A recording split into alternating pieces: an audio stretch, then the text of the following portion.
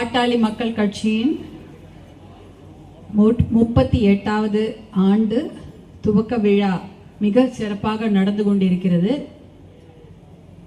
அதுல முக்கியமா நம்ம யாருக்கு நன்றி சொல்லணும்னா, மேடைக்கு முன்னால் அமர்ந்திருக்கும் உங்களுக்கு தான் நன்றி சொல்லணும். ஏன்னா மேடையில நாங்க எத்தனை பேர் உட்கார்ந்துருந்தாலும் ஒரு கட்சி உயிர்ப்போட நடந்து கொண்டிருக்கிறதா மேடைக்கு முன்னாடி இருக்கிறவங்க தான் அது காரணம். மேடையில இருக்கிறவங்களை விடவும் மேடைக்கு முன்னாடி இருக்கிறவங்க தான்.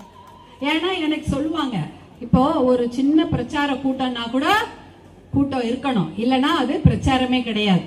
ஒரு மீட்டிங்னா கூட ஒரு 10 பேர் இல்ல 100 பேர் இருக்கணும், அப்பதான் அது மீட்டிங். ஒரு மாநாடுனா லட்சக்கணக்கான பேர் திரண்டு இருக்க வேண்டும், அப்பதான் அது மாநாடு. அப்படிப்பட்ட ஒரு சிறப்பான ஒவ்வொரு நிகழ்ச்சியும் பாட்டாளி மக்கள் கட்சி வெற்றிகரமாக நடத்தி கொண்டிருக்கிறது என்றால் அதற்கு காரணம் இந்த மேடைக்கு முன்னால் அமர்ந்திருக்கும் அத்தனை பேரும் தான். இப்ப கல்யாண வீட்டுக்கு போறோம், பொண்ணு மாப்பிள்ளை மட்டும் இருப்பாங்க, அப்பா அம்மா கொஞ்சம் பேர் இருப்பாங்க, இல்ல சொந்தக்காரங்க இருந்தா அது கல்யாணம் நல்லாதான் இருக்கும். ஆனா அவர்களை வாழ்த்த ஒரு 100 பேர் வராங்கன்னு வச்சுங்க, அப்பதான் அது கல்யாணம். அதே போலதான் ஒரு துக்க நிகழ்வுக்கு போனா கூட அங்க ஒரு 4 பேராவது இருக்கணும். ஐயோ யாருமே வரலையா அப்படின்னு சொல்லுவாங்க. அப்படி ஆனால் நம்முடைய பாட்டாளி மக்கள் கட்சியில மட்டும் ஒரு சின்ன நிகழ்ச்சினா கூட ஒரு வண்டிய போய் கிராமத்துல நிறுத்தினா கொடி கட்டிக்கிட்டு அந்த வண்டி இருந்தா அதுல ஏறி உட்காந்து வருவாங்க. வேற எதுவுமே தேவையில்லை. இதை வாங்கி தர, அதை கொடுக்குறோம், இது அந்த மாதிரி பழக்கமே கிடையாது. பாட்டாளி மக்கள் கட்சியை மாம்பழம் சின்னத்தோட கட்டிக்கிட்டு ஒரே ஒரு டாடா ஏசியோ ஒரு பஸ்ஸோ ஒரு லாரியோ கொண்டு போய் கிராமத்தில் நிறுத்தினாலும் அவ்வளோ பேரை ஏறி உக்காந்து வருவாங்க. அது என்ன நிகழ்ச்சின்னு தெரியலனா கூட கட்சி கொடி கட்டியிருக்கு வந்துடணும். இப்படிப்பட்ட சிறப்பான அத்தனை தொண்டர்களை கொண்ட பாட்டாளி மக்கள் கட்சியில் இருக்கக்கூடிய அத்தனை தொண்டர்களுக்கும் முதற்கண்ணம் அன்பான மரியாதை கலந்த வணக்கங்களை தெரிவித்துக் கொண்டு மேடையில் அமர்ந்திருக்கும் அத்தனை நல்ல உள்ளங்களுக்கும் என்னுடைய பண்பான வணக்கங்களை தெரிவித்துக் கொள்கின்றேன். மற்றவங்களுக்காகவோ அவங்களுக்காகவோ கட்சி நடத்தல, மக்களுக்காக நடந்து கொண்டிருக்கும் கட்சி, உங்களுக்காக நடந்து கொண்டிருக்கும் கட்சி. யோசிச்சு பாருங்க, ஒருத்தருக்கும் என்ன தேவை? இந்த பகுதியில் இருக்கிறீங்க, என்ன வேணும்னு நினைப்போம்? தண்ணி, நல்ல தண்ணி வேண்டும், சுத்தமான காற்று வேண்டும், பிள்ளைகளுக்கு நல்ல வேலை வேண்டும், படிப்பதற்கு நல்ல பள்ளிக்கூடம் வேண்டும், மருத்துவமனை வேண்டும், கடன் இல்லாத ஒரு வாழ்க்கை வேண்டும், சொந்தமா வீடு இருக்கணும், நிம்மதியா வாழணும் அப்படின்றதா எல்லாருடைய ஒரு கனவு. யாரா இருக்கட்டும், நீங்களா இருக்கட்டும், மேடையில இருக்கவங்க எல்லாருக்குமே அதான் கனவா இருக்கட்டும் இருக்கும். அப்படின்னா ஒரு சுத்தமான தண்ணி வேண்டாம், என்ன பண்ணுவீங்க? யோசிச்சு பாருங்க. ஒரு சுத்தமான தண்ணி வேணும், உங்க பகுதியில தண்ணியே இல்லை, தண்ணி வரல, 2 நாள் ஆச்சு 4 நாள் ஆச்சு, தண்ணி வரலன்னா என்ன பண்ணுவீங்க? கவுன்சிலருக்கு ஃபோன் பண்ணுவீங்க, இல்ல வார்டு மெம்பருக்கோ உறுப்பினருக்கோ போனை போடுவீங்க. போன் போட்டோன்னே அவர் ஒரு 2 நாளுக்கு தண்ணி ஏற்பாடு பண்ணுவார். ஒரு லாரியிலயோ இல்ல ஒரு பெரிய வண்டியிலயோ தண்ணி கொண்டு வந்து கொடுப்பாங்க. அதற்கப்புறம் தண்ணி அப்பயும் வரல, தொடர்ந்து அந்த பிரச்சனை 1 மாசம் 2 மாசம் இருக்குன்னா என்ன பண்ணுவோம்? எம்பி கிட்டயோ எம்எல்ஏ கிட்டயோ அந்த பகுதியில் அமைச்சர்கள் இருந்தா அவர்கிட்டயோ கேட்பாங்க. கேட்டவனா அவங்களும் வண்டி தண்ணி ஏற்பாடு பண்ணுவாங்க. தண்ணி எங்கேருந்து வருது? கார்பரேஷன்ல இருந்து வருதா? கார்பரேஷன்ல தண்ணி கொண்டு வந்து கொடுப்பாங்க. அந்த கார்பரேஷனுக்கு தண்ணி எங்கேருந்து வருது?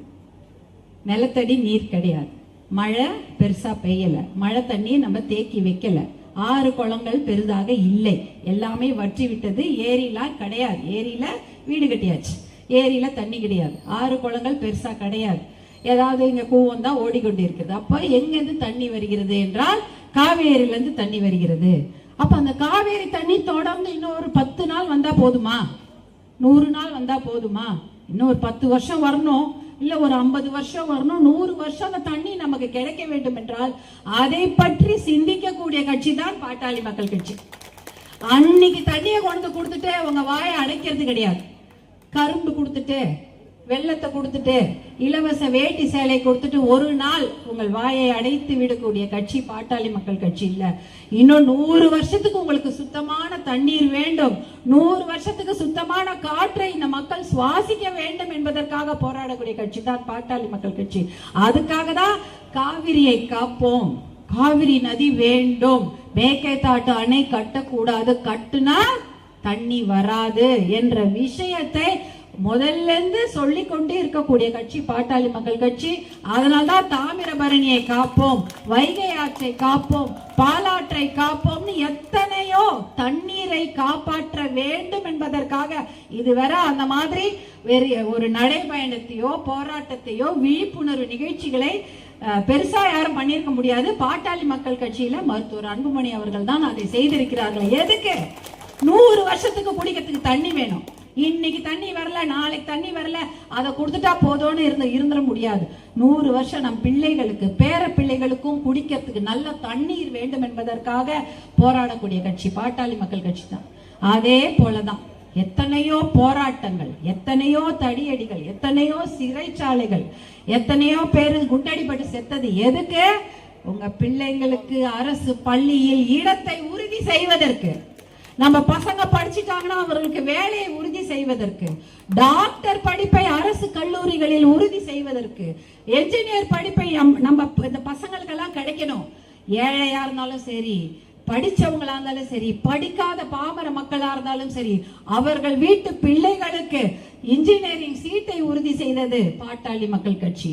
இதெல்லாம் செய்தது எதற்காக? பொதுமக்கள் அனைவரும் பயன்பெற வேண்டும், எல்லாருக்கும் எல்லாம் போய் கிடைக்கணும் என்பதற்காக தான் அவ்வளவு பெரிய போராட்டங்களை எல்லாம் நடத்தி, எத்தனையோ முதலமைச்சர்களை சந்தித்து, எத்தனையோ சிறைச்சாலைகளை பார்த்து, எத்தனையோ பேர் குண்டடிப்பட்டு செத்து, எதுக்காக? எல்லா வீட்டு பிள்ளைகளுக்கும் அந்த அரசு பள்ளியில இடம் கிடைக்கணும். உங்க வீட்டு பிள்ளைங்க டாக்டர் ஆகணும், இன்ஜினியர் ஆகணும், வக்கீல் ஆகணும், அவர்களுக்கு நல்ல அரசாங்க வேலை கிடைக்க வேண்டும். அதை உறுதி செய்தது பாட்டாளி மக்கள் கட்சி. அதே போல மருத்துவமனை இருக்குது. அந்த மருத்துவமனைக்கு நீங்க போகணும், பக்கத்துல தான் இருக்கு. உங்களுக்கு நிறைய பேருக்கு நடந்து போக முடியாது, சைக்கிள் ஓட்ட தெரியாது, பைக் ஓட்ட தெரியாது, கார் ஓட்ட தெரியாது, வீட்டுல திடீர்னு நடுராத்திரி பிரசவ வலி. ஆனா எப்படி போவீங்க? டவுன்ல கூட பரவாயில்ல, போன் பண்ணா ஒரு ஆட்டோவாவது வரும். கிராமங்களை யோசித்து பாருங்கள்.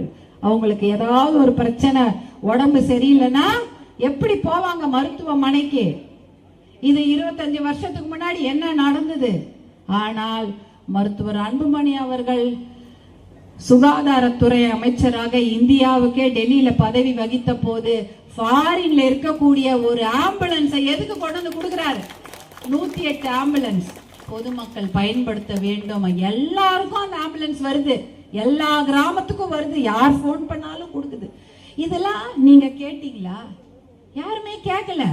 யாராவது எங்களுக்கு காலேஜ்ல சீட்டு வேணும், அதை உறுதி செய்வது அரசாங்கத்துடைய கடமை அப்படின்னு கேட்டீங்களா? கிடையாது. நல்ல தண்ணீர் வேண்டும், அதை உறுதி செய்வது அரசாங்கத்துடைய கடமை யாரா கேட்டீங்களா? இல்ல ஆஸ்பத்திரிக்கு போறதுக்கு வண்டி வேண்டும் என்று 25 வருஷங்களுக்கு முன்னாடி யாராவது போராடி இருப்பீங்களா? எதுவுமே பொதுமக்களுக்கு யோசிக்கிறதுக்கு முன்னாடி, அவங்க கேட்கறதுக்கு முன்னாடியே அவர்களுடைய தேவைகளை அறிந்து அதை தந்தது பாட்டாளி மக்கள் கட்சி தான், வேற யாருமே கிடையாது. மது பழக்கம், போதை பழக்கத்தை பத்தி இன்னைக்கு எல்லாரும் பேசுறாங்க.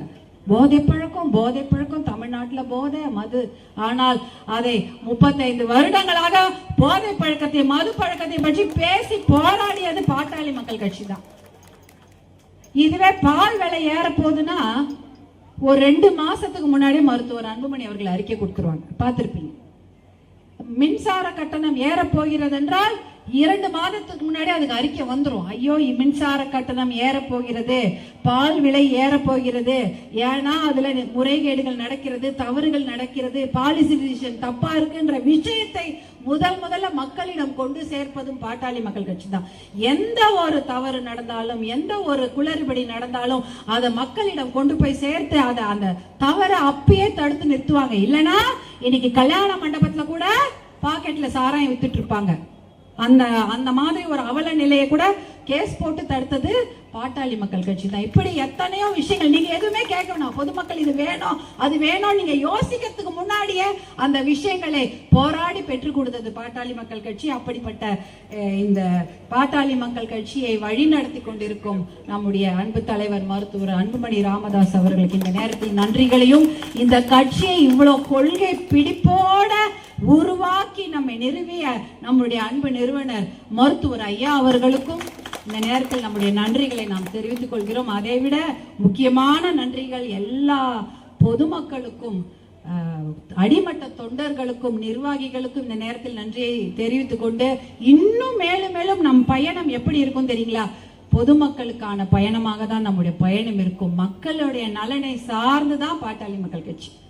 மக்களுக்காகவே உருவாக்கப்பட்ட கட்சி. அவர்களுடைய தேவைகளுக்காகவும் சுற்றுச்சூழல் தூய்மையாக இருக்க வேண்டும், நாம் குடிக்கும் தண்ணீர் தூய்மையாக இருக்க வேண்டும், நாம் சுவாசிக்கும் காற்று தூய்மையாக இருக்க வேண்டும், ஒழுக்கமாக வச்சு நம்முடைய பிள்ளைகள் வளர வேண்டும், மரியாதையாக கௌரவமாக அவர்கள் வாழ வேண்டும், பெண்கள் பாதுகாப்பாக இருக்க வேண்டும், குழந்தைகள் பாதுகாப்பாக இருக்க வேண்டும், இளைஞர்களுக்கு நலன், எல்லாவித நல்ல விஷயங்களும் நடக்க வேண்டும் என்ற ஒரே மிகப்பெரிய குறிக்கோளுடன் தொடர்ந்து இன்னும் நடைபோடும் பாட்டாளி மக்கள் கட்சி. அதற்கு உறுதுணையாக இருந்த உங்களுக்கும், மேடையில் இருக்கின்ற அத்தனை பேருக்கும் என்னுடைய அன்பான வணக்கங்களை தெரிவித்துக் கொண்டு விடைபெறுகிறேன். நன்றி, வணக்கம்.